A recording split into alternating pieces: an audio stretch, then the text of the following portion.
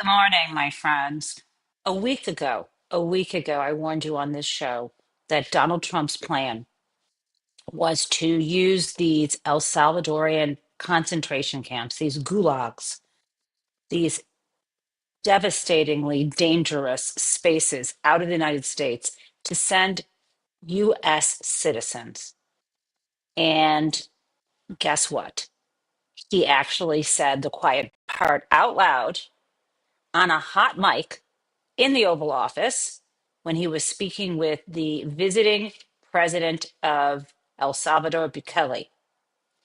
And then he said it out loud, even more forcefully. Now, we are clearly at this moment facing a major constitutional crisis, my friends. And we are at the footsteps of the point of, I never want to say there's a point of no return because there's a time after dictatorship. But we are now well beyond the prospect of impeachment and removal. We are now into a place where we have never been before as a country. And all of us knew this, and all of us warned everybody that this would happen. And he said he was going to do exactly what he was going to do. Donald Trump's plan has always been to be a dictator in the style of Vladimir Putin, his mentor and sugar daddy. He wants to be like Viktor Orban of Hungary. He has always admired these so called strong men on the outside, leaders who are in on the inside, incredibly fragile. He has admired the violence, the ruthlessness, and the power that these folks wield so that they can feel better about themselves and dominate other people. Donald Trump will do anything to build himself up. He is the equivalent of one of these people, typically men, the whole suicide murder of the family. They would first kill their whole family, their spouse and their children, and then kill themselves or pretend, fake their own death, in fact, before they would let these people leave them. We are in the dangerous moments um, of our democracy right now because there's actually something we can do about it. We should have done it in November, but that didn't happen. And why I'm calling this a major constitutional crisis right now is because Donald Trump and his lawyers are mocking the US Supreme Court. They're laughing at the law.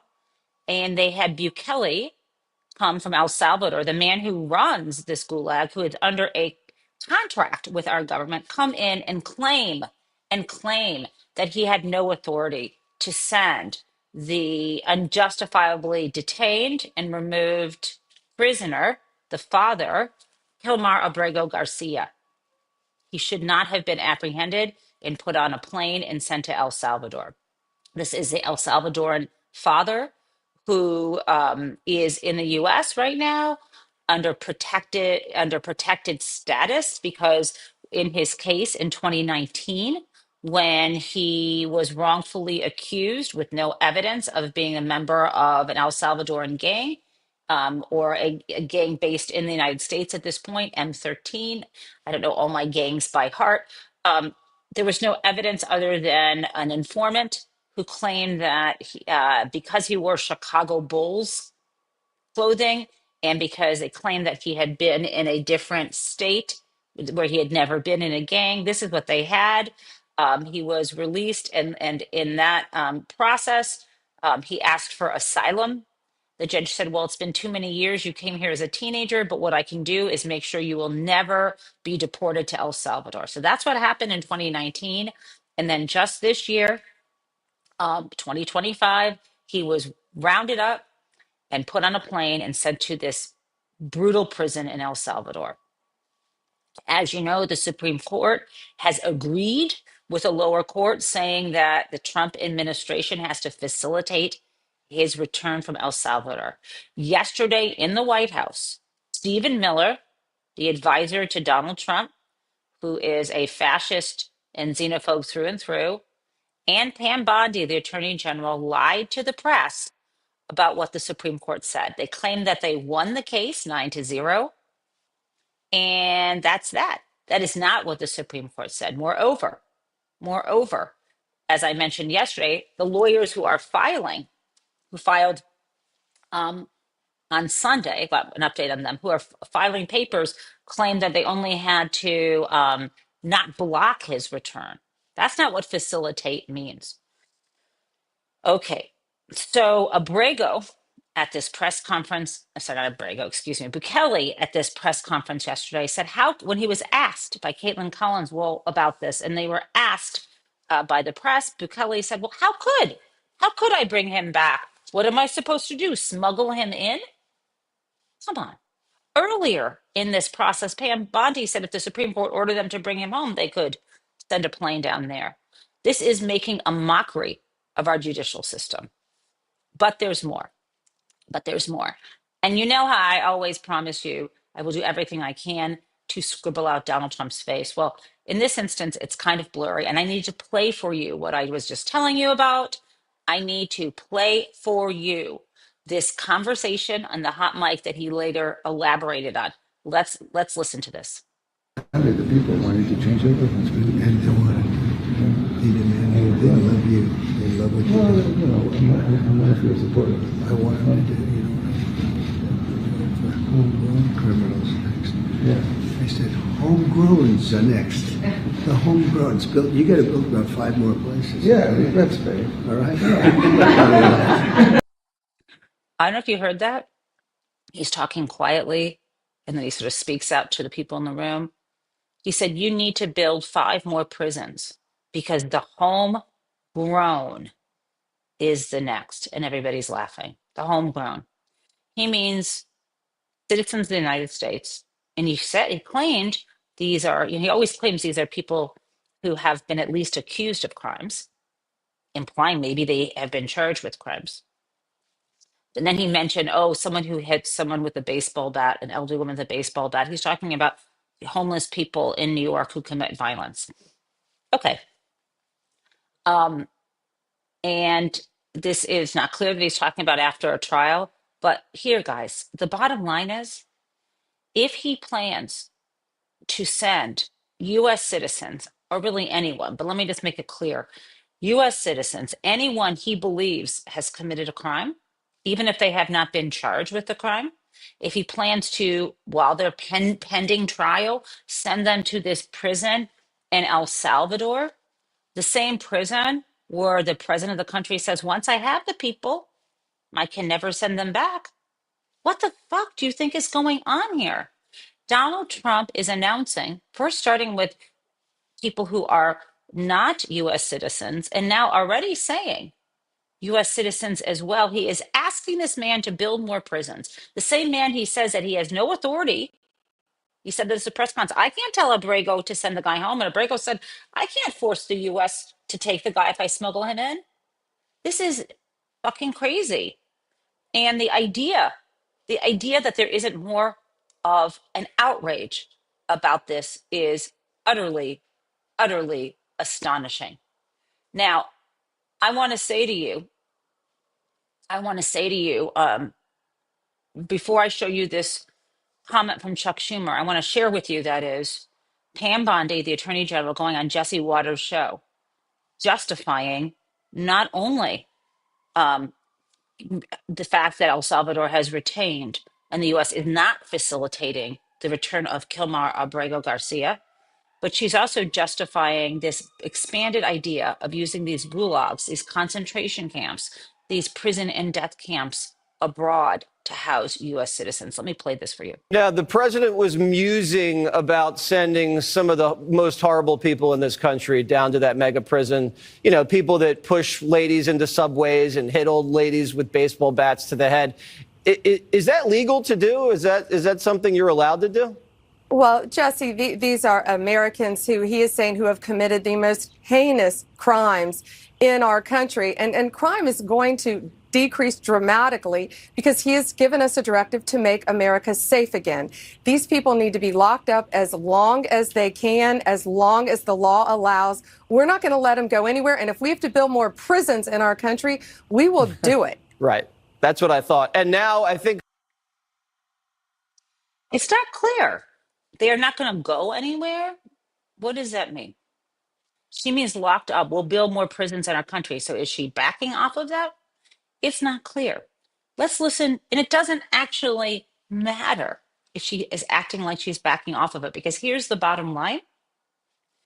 If we don't have notice in a hearing before a court in the US, which is required, and the Supreme Court said this, if you don't have notice in a hearing before you determine that someone is deportable or kidnappable and sendable to El Salvador, if you don't have a hearing in the US, then it's over, because they're claiming we can't do anything. They're in these other prisons. So really, it could happen to anybody.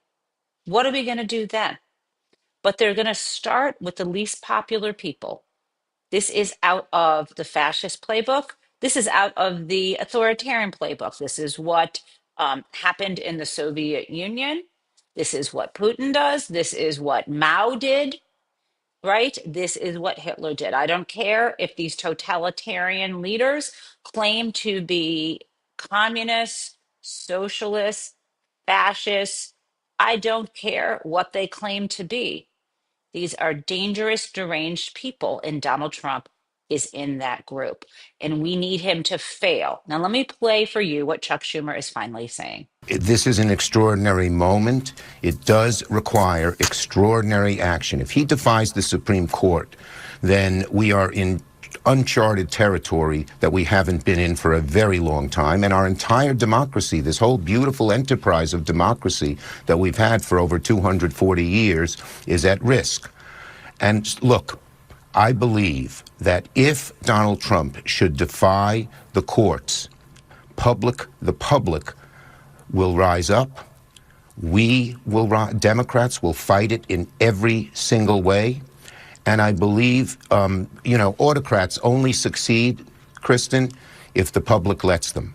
But if the public is so angry and takes action, and certainly we Democrats will, it will trigger a mass movement from one end of the country to the other, something.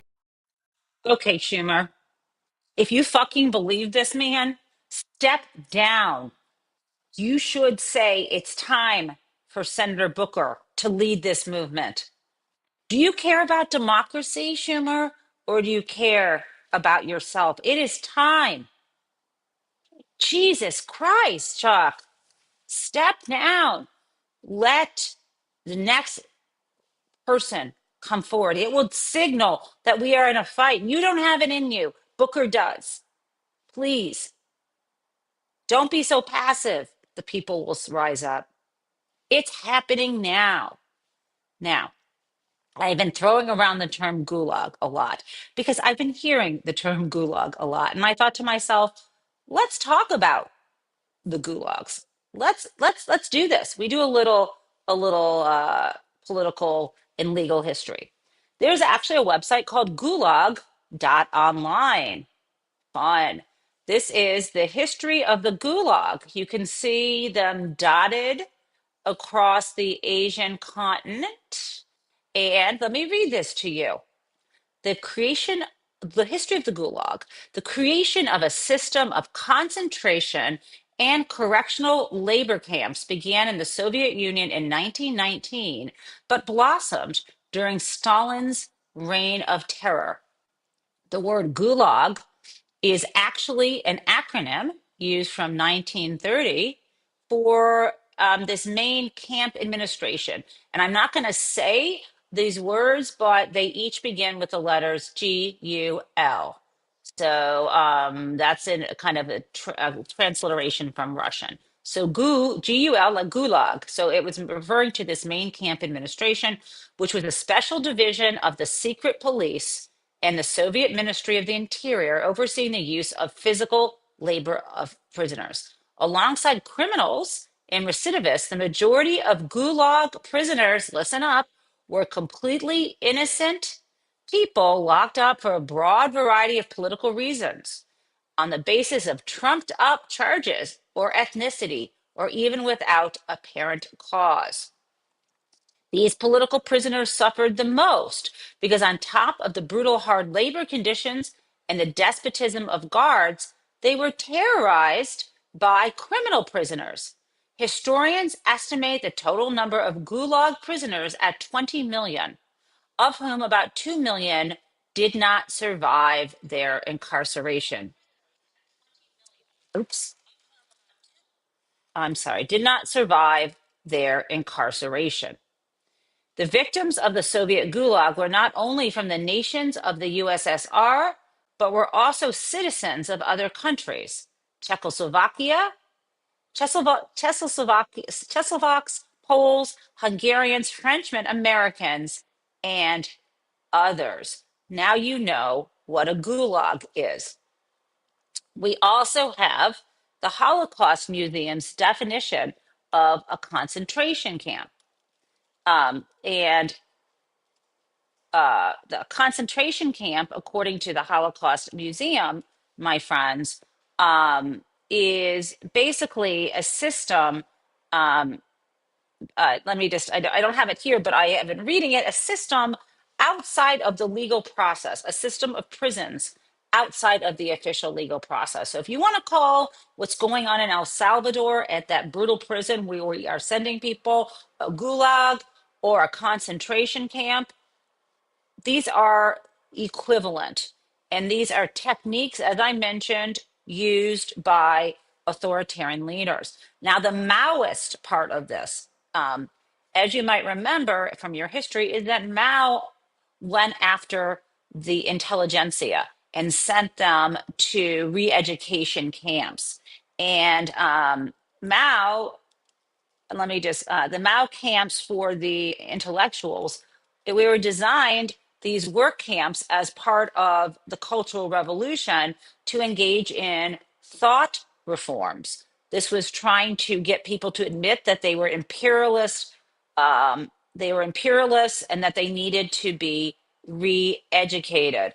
And I'm going to share that with you now. And there is a reason I am sharing this with you, because you might think, well, Donald Trump didn't study history. Donald Trump studies the shit he cares about, which is real estate and domination.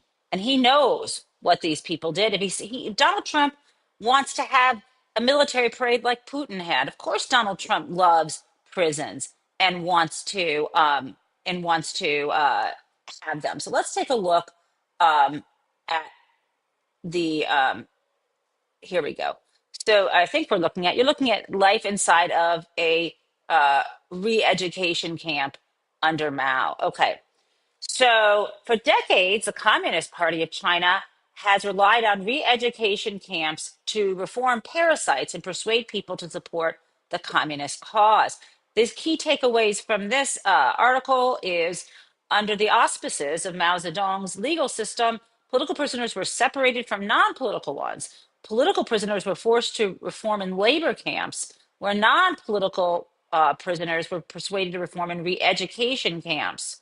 Um, I want to have you keep in mind, I'm going to stop this sharing, that this is here what we're talking about. And what is of most concern for me is this is also a prong of the Trump plan.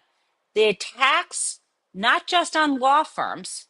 Okay, the law firm attack is brutal because these law firms quickly bent the knee, capitulated, and have contributed and promised close to or over $1 billion in free legal services. These are the best trained, most talented, most sophisticated lawyers in the country. If you want to subvert the law, I know Shakespeare's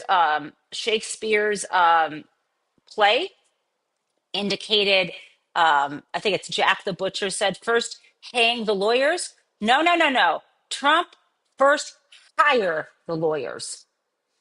That's what he did.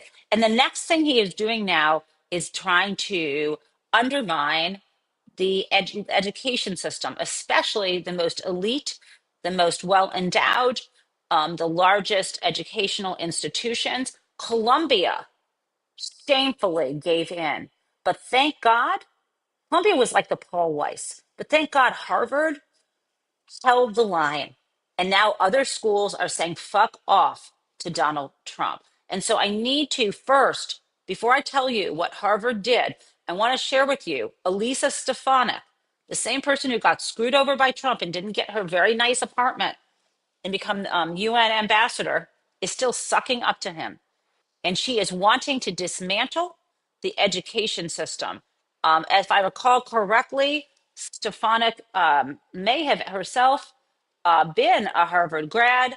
I think, if I recall correctly, yes, she went to Harvard as an undergraduate, but she's willing to condemn the place. Let's see. Let's see what's going on here, and then I'm going to tell you what Harvard did and how important it is. There is so much opportunity across this country for the next generation, whether it's in the workforce, whether it's in this manufacturing renaissance that is going to happen under President Donald J. Trump, whether it's community colleges or trade schools, vocational programs. That is a pathway to success. Higher education has fundamentally lost its way, and it's increasingly out of touch, and the tuition rates go higher and higher. So we need to defund across the board, and President Trump is rightly holding these schools accountable. All right, Congresswoman, great job as always. They played the music over her conversation. That's how much respect they have for her. But it's no joke. I want to play this. I want to play this. I want to show you this. So Harvard, you may have heard pushback, and the story here is last Friday. A couple things. At first, the interim president of Harvard, Alan Garber, had sent a letter that kind of upset people. A public note I said a few weeks ago, where he said, yes, there is anti-Semitism at Harvard, which, of course, just like any other institution, there's racism, there's anti-Semitism, there's Islamophobia, there's sexism. But anyway, he focused on this because that's what the Trump administration is focused on right now. They said they were going to do better about that. Okay, that's all he said. Well, after hearing that, which seemed like to be some kind of capitulation, because as you know, the Trump administration is hurting us Jewish people by trying to use anti Semitism as a cudgel, as an excuse for violating people's civil rights. That is why Mahmoud Khalil was sent to Louisiana. That is why the graduate students, Ozturk, she was whisked off the streets near Tufts University and is also still imprisoned. I hate that he's doing this. Don't use my religion and my culture to violate the law. But on top of this, he's pushing at using this to try to control institutions like Harvard. So here, let me start with this. Start for you and share for you this screen here. And this is something, and I don't want to. I'm just going to show this to you. I don't want to fill up the whole screen with this, but I can tell you guys what I'm looking at here, and I'm going to. Actually, you know what? Before I do this, actually, I'll stick with this plan and tell you what this is. This is you can see here the promise of promise of American higher education. This was it. I got this email and now it's posted on Harvard's website from Alan Garber. This was to the members of the Harvard community. And it talks about the importance of the federal grants that Harvard has received and resulted in innovations and breakthroughs in medical fields, engineering, and science. And these are very important. Now he mentioned, let me just say this. This is the part I want to read to you. Last Friday night, so this would have been the 11th of April, the administration, meaning Trump, issued an updated and expanded list of demands, warning that Harvard must comply if we intend to, quote, maintain our financial relationship with the federal government, end quote. It makes clear that the intention is not to work with us to address anti Semitism in a cooperative and constructive manner. Although some of the demands outlined by the government are aimed at combating anti Semitism, the majority represent direct governmental regulation of the intellectual conditions at Harvard. I encourage you to read the letter. He provides a link right here so you can read it. I'm going to drop this into the chat and then I'm going to So you can, if you want to, click through and actually read this. So this is the last paragraph I'm going to read. I encourage you to read the letter to gain a full understanding of the unprecedented demands being made by the federal government to control the Harvard community.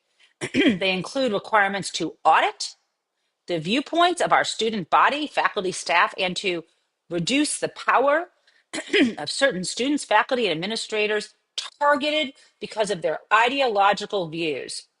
We have informed the administration through our legal counsel that we will not accept their proposed agreement.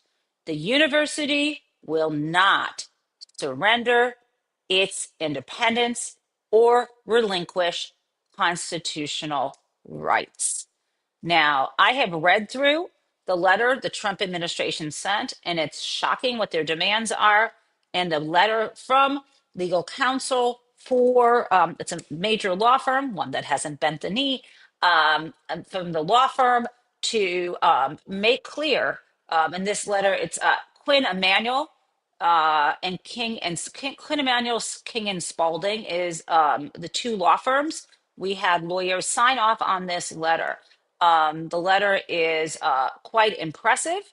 I'll get to that in a moment, but first I want to share with you. The interview with Andrew Crespo, professor at Harvard Law School. Full disclosure, I am a Harvard Law grad.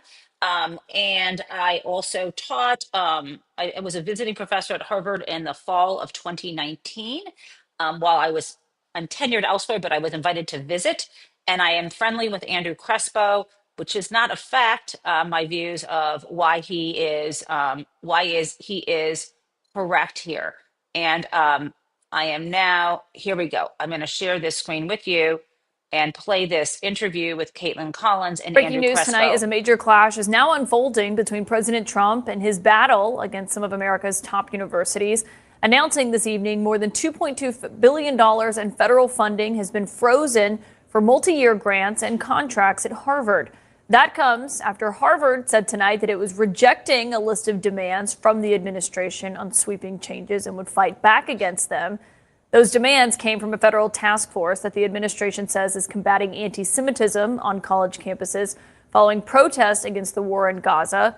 But the list of demands included things like dismantling diversity initiatives, auditing academic and hiring practices, and also installing leaders who are committed, the White House said, to implementing the changes they want to see. We saw a response from Harvard tonight and the legal team responding to that, saying, quote, the university will not surrender its independence or relinquish its constitutional rights.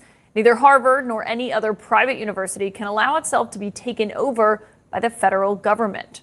Now, Harvard's $9 billion that's at stake here is just a fraction of the billions that the Trump administration has been targeting at schools across the country.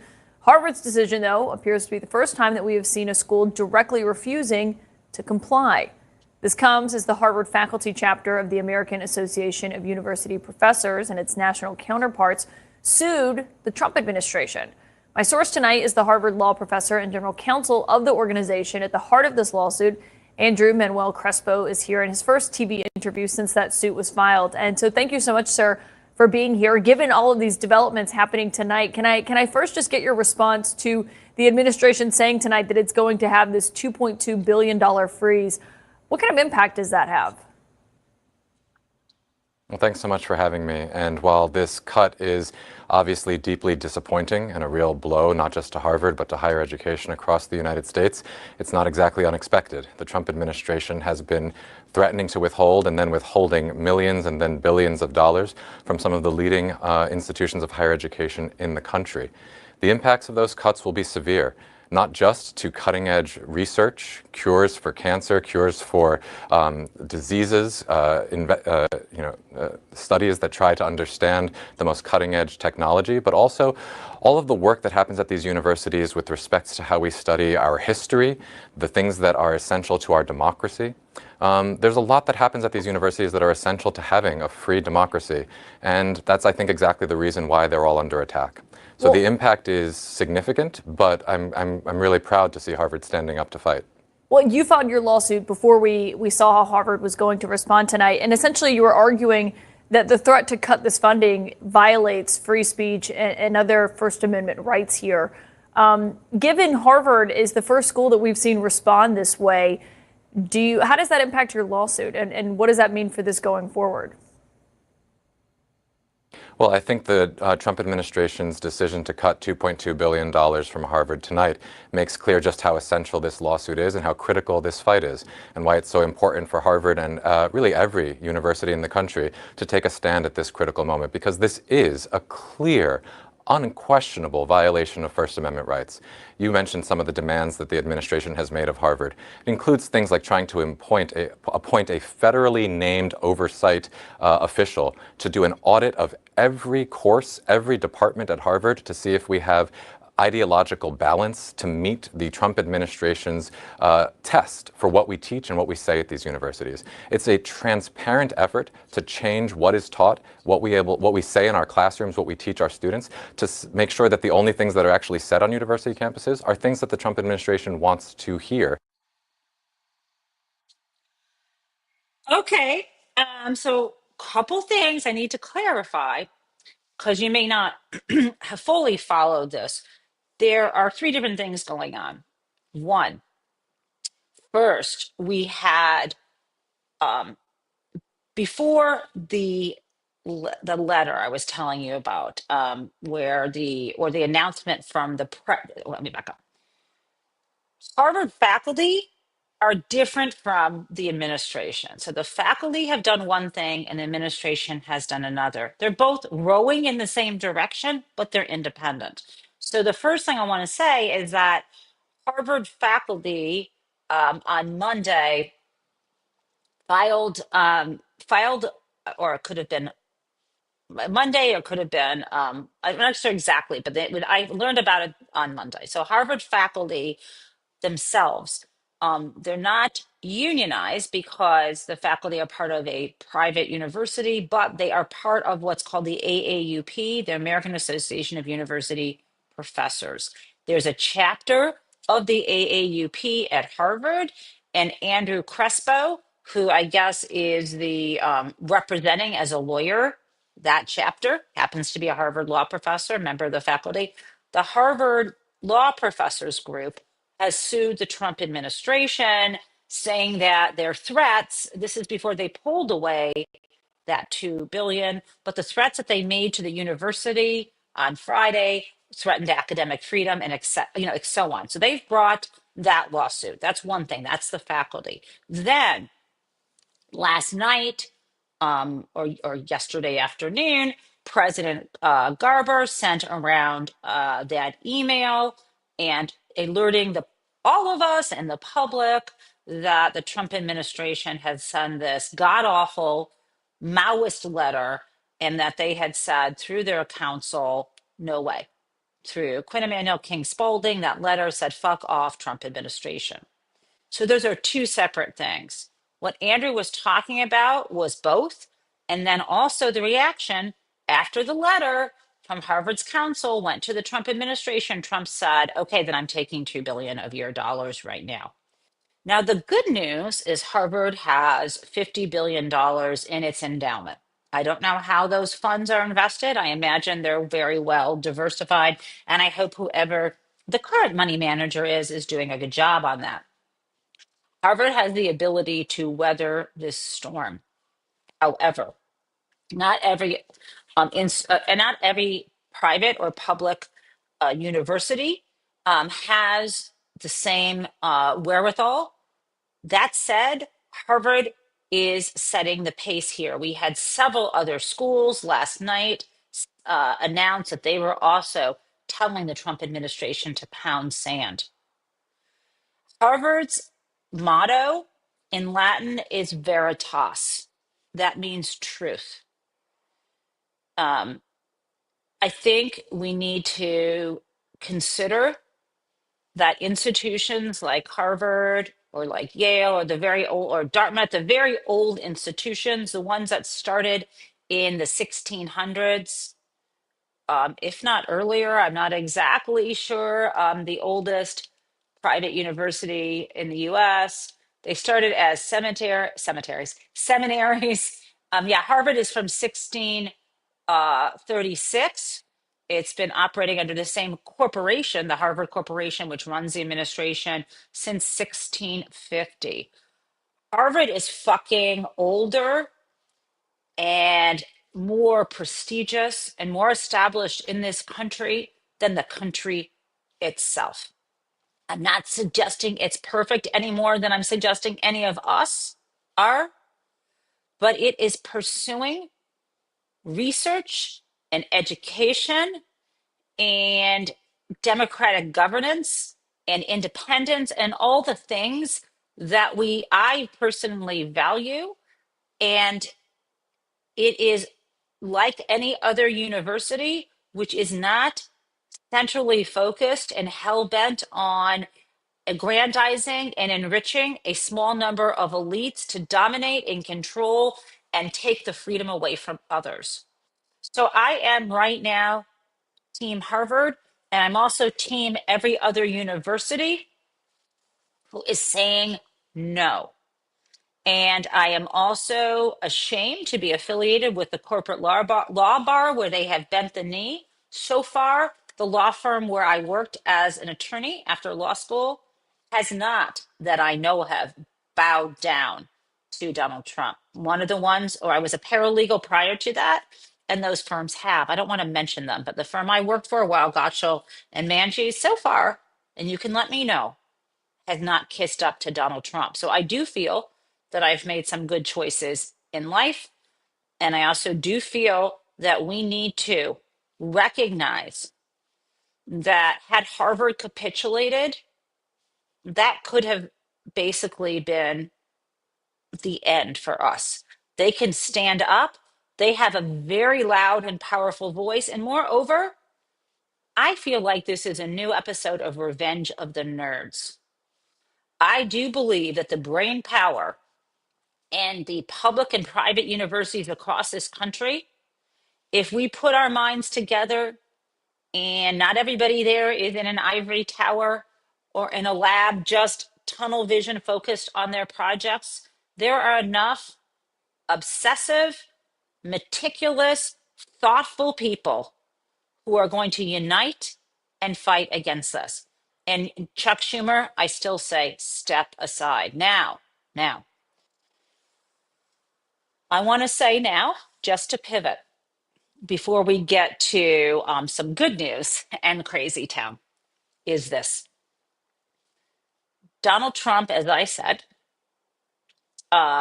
emulates and wants to be just like his mentor and sugar daddy, Vladimir Putin.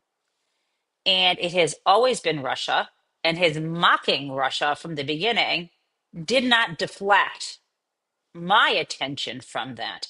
I actually fucking read both volumes of the Mueller report. I even was on Ari Melber the day after, in late July of 2019, the day after Robert Mueller actually testified before Congress. And I listened to his testimony and I said, he just said, even as we are sitting here, this influence regime is going on. Remember, Robert Mueller did not absolve or exonerate Donald Trump. Let's just put it this way. Bottom line is, Vladimir Putin has been pulling Donald Trump's strings, and Donald Trump has eagerly sucked up to him. And I want to show you the fruits of this.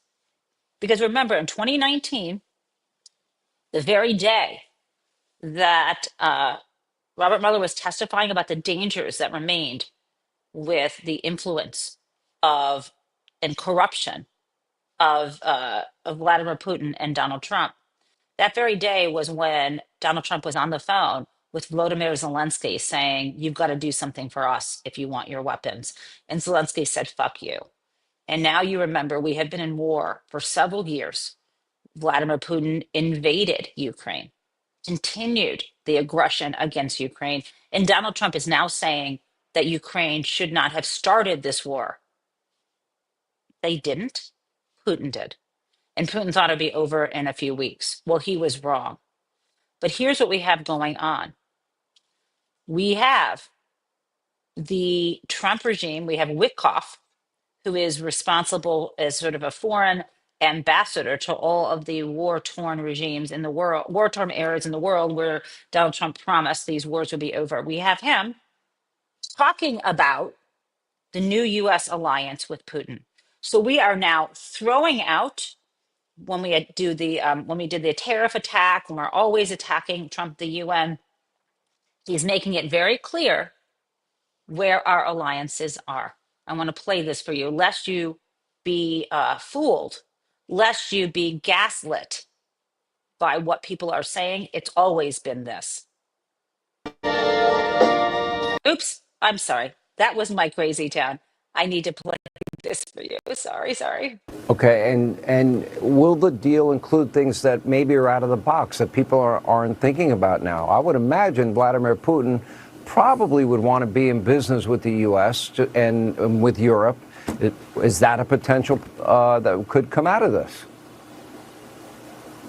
There's no doubt about it. I mean, this peace deal is about these so-called 5 territories, but there's so much more to it. There's security protocols. There's no NATO, Article 5. I mean, it's just, a lot of detail attached to it. It's a complicated situation rooted. What? So no NATO Article 5 for Ukraine or for us? It's not clear. Let's listen. Some real problematic things happening between the two countries. And I think we might be on the verge of something that would be very, very important for the world at large. On top of that, I believe there's a possibility to reshape the Russian-United States relationship through some very compelling commercial opportunities that I think give real stability to the region, too. Partnerships create stability. Well, so we're going to reward Russia and support them financially with trade, even though they invaded Ukraine and he's saying this, Wickoff, just after the bombing of civilians on Palm Sunday in Ukraine. Welcome to this world. Okay, now, one good thing before we get to Crazy Town. People are on to the alleged insider trading by people let me just put this. Let's talk about Marjorie Taylor Greene, and let's also talk about the fact that when Donald Trump the other day announced a reversal that he was no longer going to impose tariffs on finished iPhones, essentially. That fell in the bucket. Before he announced it, there was a huge run up in purchases of Apple stock. So much so that the experts say there's no fucking way this happened without insider information. And guess who? Guess who's in the crosshairs on that? Yes, Marjorie Taylor Greene. Let's play this. 50,000 and 100,000 in bonds. That doesn't sound like a coincidence to me, but what do you think of that? And what can happen to look into that? So many of these people are crooks, liars, and frauds, and Marjorie Taylor Greene is, of course, Exhibit A. We are seeing corruption unfold before us in real time, and House Democrats and Senate Democrats are going to partner together to make sure we, of course, shine a spotlight on these issues. One, we do need to change the law so that sitting members of Congress cannot trade stock, period, full stop. And until we get to that point, we obviously have to continue to highlight why this is problematic. And if Republicans are unwilling to hold a hearing on this matter, I can assure you Democrats will on Capitol Hill in partnership with the Senate, and we also will take this matter on the road. Yes, these shadow hearings, they have this space. They can hold a hearing. The press and the public doesn't care whether it's an official hearing or it's the Dems having the hearings, and take it on the fucking road. No more trading stocks by members of Congress. That would be Amazing. Amazing. That is Hakeem Jeffries. Now, friends, I have got some crazy town for you. I love it.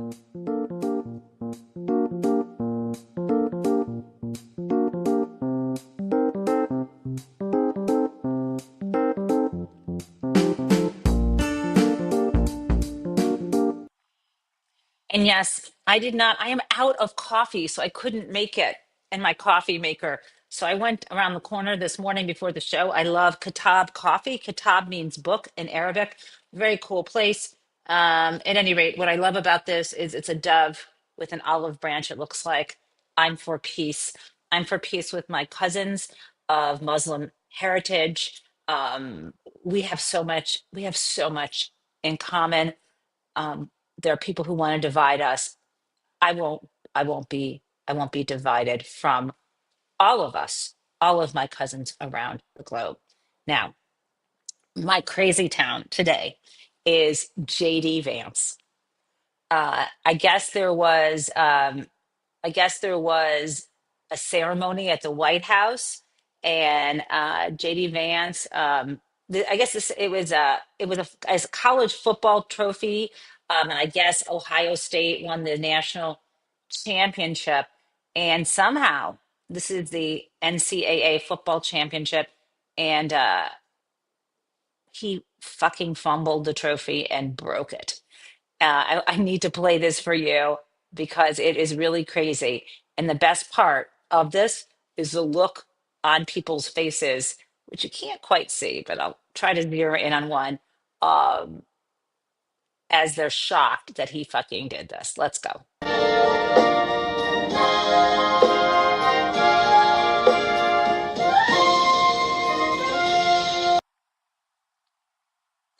So this guy right here, look at his face.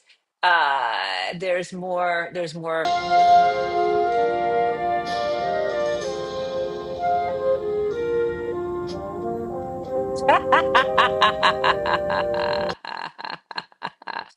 Oh my God, let's play that again. Let's play that again with Crazy Town.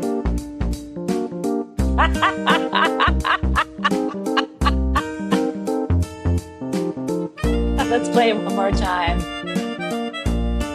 Okay, have a great day. I'll see you tomorrow.